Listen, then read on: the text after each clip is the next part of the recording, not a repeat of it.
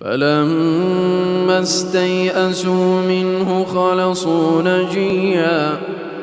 قال كبيرهم ألم تعلموا أن أباكم قد أخذ عليكم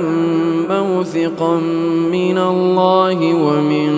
قبل ما فرطتم في يوسف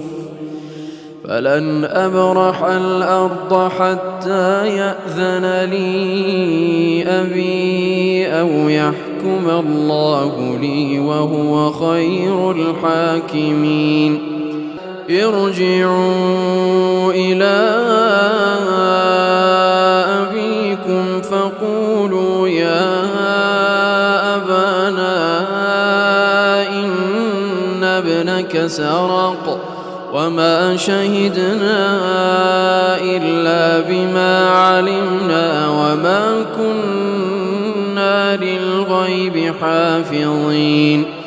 واسأل القرية التي كنا فيها والعير التي أقبلنا فيها وإنا لصادقون